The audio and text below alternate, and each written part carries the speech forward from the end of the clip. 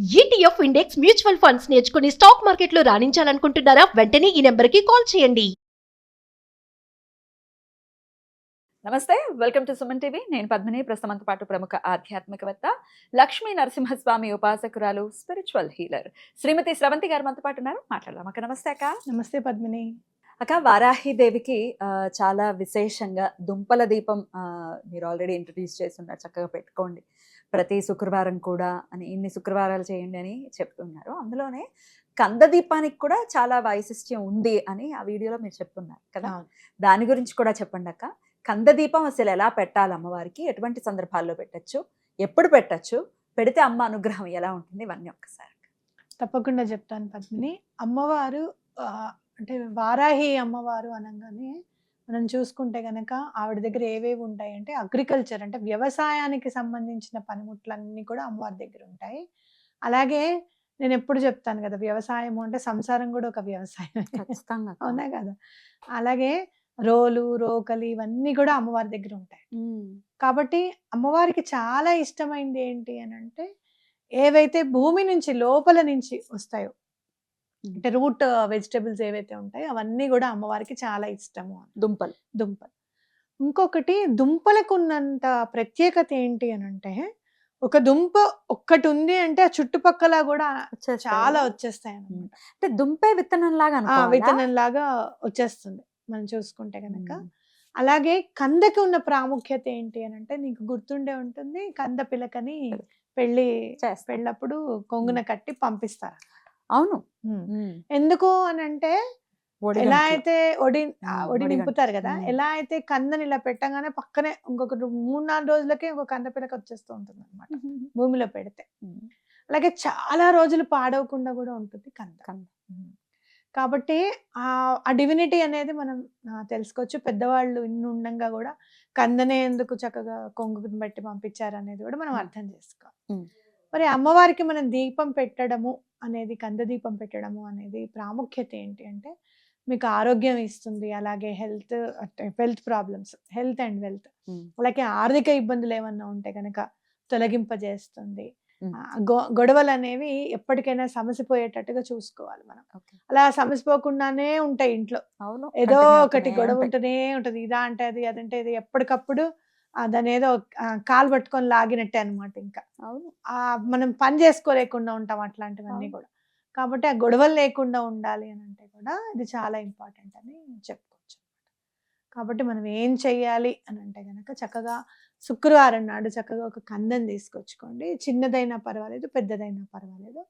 పైన కొంచెం ఇట్లా బొడుపలాగా ఉంటుంది కదా, దాన్ని కొద్దిగా ఓపెన్ చేయండి.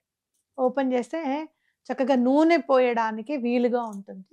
దానిలో చక్కగా ఆవ నూనె పోసి అంత పువ్వొత్తి పెట్టి దీపం పెట్టాలి. అది తీసిన తర్వాత కందకి చక్కగా పసుపు రాసి బొట్లు పెట్టండి. నేనైతే 5 బొట్లు పెడతాను. ఫోటో ఇవ్వండి అక్క.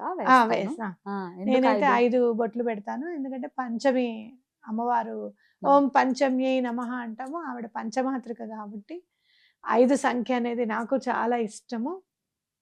కాబట్టి చక్కగా 5 బొట్లు పెట్టాను నేను. పెట్టి పువ్వొత్తి వేసి చక్కగా దీపం పెట్టడం అనేది చేశాను. మీకు ఇంకొకటి, నేను ఇదివరకు ఒత్తులు తీసుకునేదాన్ని, పెట్టేదాన్ని. పువ్వొత్తులు కూడా నేను బయట నుంచే తీసుకోవడం అనేది చేస్తాను. కానీ మీరు దూది ఇప్పుడు చక్కగా, నువ్వు కూడా చేయి పద్మిని, అది దూది చక్కగా గింజలు తీసేసి కూడా అమ్ముతున్నారు. అది తెచ్చుకొని దాంతో నువ్వు పువ్వొత్తులు పెట్టు, అసలు ఎంత బాగా వెలుగుతుందో దీపం అనేది. అసలు మనం అనుకుంటాం కదా నల్లగా అయిపోతుంది, దగ్గరికి ఉంటే గనక ఆ ప్రమిదంతా నల్లబడిపోతుంది అది అనుకుంటాం కదా. కొంచెం దూరంగా పెడితే ఆ కుందు కూడా చక్కగా నల్లగా అవ్వకుండా ఆ కాస్త ప్లేస్ లోనే నల్లబడ్డం అనేది జరుగుతుంది అనమాట. కాబట్టి ఇంట్లో చేసిన పువ్వొత్తి పెడితే ఆ దీపంలో చక్కగా కూర్చుంటుంది. కాస్త పెద్దగా తీసుకుంటాం కదా మనం, పెద్దగా తీసుకొని పెట్టుకుంటాం. ఏం లేదు, పువ్వొత్తులు చేసుకోవడం చాలా ఈజీ. ఇట్లా కొంచెం ఇట్లా ఉండ తీసుకోవడము, కొంచెం విభూదిలో చేయి పెట్టుకొని ఇటుపక్క సన్నగా అటుపక్క సన్నగా చేసుకొని ఆ 2 కలిపేస్తే పువ్వొత్తు అనమాట. అందుకే మనం ఒత్తులైతే 2 వేయాలి, పువ్వొత్తు అయితే 1 వేసినా చాలా అనేది. అందుకే ఈ 2 కలిపి ఇలా పెడతాం కాబట్టి 2 ఒత్తులు చేసినట్టు అవుతుంది అనమాట. ఓకేనా. తప్పకుండా నేను ట్రై ఆ, చేస్తాను. చెయ్యి. ఆ. అసలు ఎంత ప్రశాంతంగా వెలుగుతాయో దీపాలు అవి కూడాను. ఉమ్. ఏవో మునిగిపోతాయనో, అవి ఇటు పడిపోతాయనో, అటు పడిపోతాయనో బాధ ఉండదు అన్నమాట. నేను నేను అంటే గమనించాను నేను. ఆంజనేయ స్వామి పూజ చేశాను ఒకటి. మీకు ఏప్రిల్ 23వ తారీఖు నాడు చెప్తాను ఎలా చేసుకోవాలి ఏప్రిల్ అనేది. వరకు వెయిట్ చేయాలా? చెయ్యాలి. మీరు ఇట్లా ఊరిస్తే ఏప్రిల్ ఎలాగా? 23వ తారీఖు నుంచి పూజ స్టార్ట్ చేయాలి. ఓ, ముందే వారం చెప్తా. రోజుల ముందే చెప్తాను. ఉమ్. ఎందుకంటే ఆ పూజ ఉమ్. గురువారమును రాసి పెట్టుకుంటాను డైరీలో, అలాగే అలాగే సో దట్ నేను మర్చిపోకుండా. ఆ. ఏమో, గురువారము పుష్యమి నక్షత్రం కలిసిన రోజు చేయాలన్నమాట గురు పూజ. పుష్యమి వస్తుంది. గురు పుష్యమి చేయాలి. ఉమ్. ఆ రోజే స్టార్ట్ చేయాలన్నమాట. అందుకని చెప్పి నేను ఎప్పుడు చూసుకున్నానో తెలుసా, మళ్ళీ ఎప్పుడు వస్తుందో పుష్యమి నక్షత్రం అని ఆగస్ట్ 23 చూసుకున్నా ఎప్పుడు వస్తుంది మళ్ళీ అని. నెక్స్ట్ ఇయర్ ఏప్రిల్ 23వ తారీఖు అని చెప్పి వచ్చింది 23 మళ్ళీ. ఉమ్. సూపర్. చక్కగా ఎవరైతే ఆంజనేయ స్వామి పూజ చేయాలనుకుంటున్నారో తప్పకుండా చూస్ చేసుకోండి. ఈ ఆంజనేయ స్వామి పూజ చేసినప్పుడు నాకు ఒత్తులు చేయడం నాకు అలవాటు. చాలా విశిష్టమైన ఒత్తి ఉంటుంది. ఎలాంటి ప్రాబ్లం అయినా సరే సాల్వ్ అయిపోతుంది అని చెప్పుకోవచ్చు.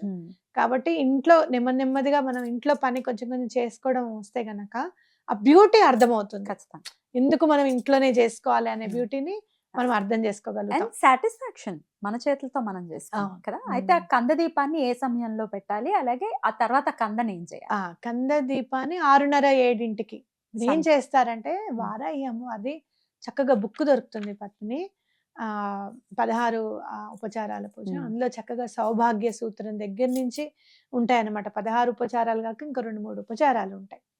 ఎప్పుడైతే దీపము అని వస్తుందో అప్పుడు కంద దీపాన్ని అంతా రెడీ చేసుకొని అప్పుడు వెలిగించి ఆ ధూపము దీపము అమ్మవారికి సమర్పిస్తే చాలా మంచి జరుగుతుంది అని చెప్పుకోవచ్చు. అమ్మ మాకు అంత కాదు, మేము పంచోపచారాలు మాత్రమే చేస్తాము అని అనుకుంటే గనక చక్కగా దీపం ముందు వెలిగించి తర్వాత ధూపం చూపించి అమ్మవారికి పువ్వులు సమర్పించుకొని నైవేద్యం పెట్టి హారతిచ్చుకుంటే పంచోపచార పూజ కూడా అవుతుంది అనమాట. ఓకే. చక్కగా మీరు కందని ఏం చేస్తారంటే ఒక బ్రాస్ ప్లేట్ తీసుకొని 2 తమలపాకులు కింద వేసి అప్పుడు కందని పెట్టి అమ్మవారికి దీపాన్ని చూపించండి. ఆ తర్వాత ఆవుకి పెట్టమని చెప్పి ఇవ్వండి. పెట్టినప్పుడు మరి పెద్దగా ఉంటే కనుక కాస్త ముక్కలు చేసి పెట్టు బాబు అని చెప్పి చెప్తా. తింటుందా? తింటుంది. ఆవు తింటుంది చక్కగా. రైట్. అయితే దీపము ఆవ నూనెతో పెట్టాలి. మళ్ళీ మర్చిపోతాను నేను. ఆవు అనగానే నాకు గుర్తుకొచ్చింది. చెప్పారా? ఆవు నూనె సంధ్య వేళ పెట్టాలి. అంటే ఆల్మోస్ట్ 7:30 దాటాలి. రాత్రి 7:30 దాటాలి. సంధ్య కాదు, 7:30 దాటాలి. శుక్రవారం చేయాలి. ఎన్ని శుక్రవారాలు చేయాలి? 16 శుక్రవారాలు చేస్తే చాలా మంచిది. అనుకున్న కోరిక తప్పకుండా నెరవేరుతుంది. ఓకే.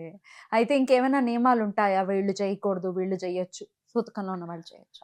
అంటే ఎప్పుడైనా కూడా మనం చేసుకునే పూజలు ఏమైనా కూడా మనం ఎంజాయ్మెంట్ చేస్తున్నాము, మనం పని అవ్వాలని చేసుకుంటున్నాము అని అంటే కనుక సూతకంలో ఉన్న వాళ్ళు చేయకపోవడమే మంచిది. ప్రత్యేకమైన దీపం కాబట్టి ఇది మనం వేడుకతో చేసుకునేదే. అలా చూసుకుని మురిసిపోతూ ఉంటాం కదా కంద దీపం కదా. తప్పకుండా ఆ తర్వాత చేసుకుంటామని చెప్పడం. ఇంకొకటి, కంద దీపం పెడితే పితృదేవతల యొక్క ఆశీర్వాదం కూడా మీకు లభిస్తుంది.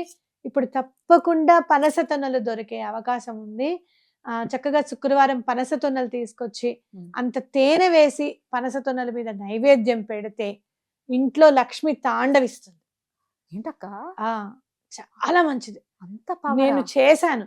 పనస తొనల మీద కొంచెం తేనె వేసి నైవేద్యం పెడితే ఆ సంవత్సరం నాకు ఎటువంటి ఆర్థిక ఇబ్బందులు లేకుండా గడిపాను నేను. వివరంగా ఒక వీడియోలో మనం తప్పకుండా, సో దట్ దాన్ని హైలైట్ చేస్తూ నేను వీడియో ఇస్తాను. అట్లా సో దట్ యూజ్ అవుతుంది కదా. అద్భుతం అక్క, చాలా చక్కటి విషయాన్ని తెలియజేశారు. ఖచ్చితంగా ఈ కంద దీపాన్ని కూడా పెట్టుకొని అమ్మవారికి, అంటే ఒకవేళ మొన్న మధ్య మనం దుంపల దీపం చెప్పారు కదా, దుంపలు కూడా పెడుతున్నామండి, మరి ఇది కూడా పెట్టాలా అని అంటే నిన్న నేను అలానే పెట్టాను. దుంపలతో పెట్టి అమ్మవారికి కంద దీపం కూడా పెట్టాను. ఇంకా నెక్స్ట్ వీక్ నుంచి మా పాపాయికి చెప్పాను, కాస్త 2-3 చిలకడ దుంపలు ఎక్కువ తీసుకొస్తానే, అమ్మవారికి ఉడకబెట్టి కొంచెం నెయ్యిలో సాతాలు ఇచ్చి, అంటే కొంచెం అలా వేయించి అమ్మవారికి పెడితే చాలా ఇష్టంట, అలా పెడదాం అమ్మవారికి. కానీ మీరు కూడా తినాలి, అప్పుడు మళ్ళీ ప్రసాదం అని చెప్పి వదిలేయకూడదు, కనీసం 1-2 అన్నా చేసి పెడతాను, ఆవిడకి చాలా ఇష్టంట. చిలకడ దుంప అంటే చాలా ఇష్టంట. కాబట్టి అది కూడా పెడదామని అనుకున్నాం. ఇంకా అమ్మవారికి మనం ఎంత చేయిస్తే ఇది చెయ్యి అది చెయ్యి అని అమ్మవారు అలా చేసుకుంటూ వెళ్తారు. మీకు ఇంకో ఫోటో కూడా పెడతాను.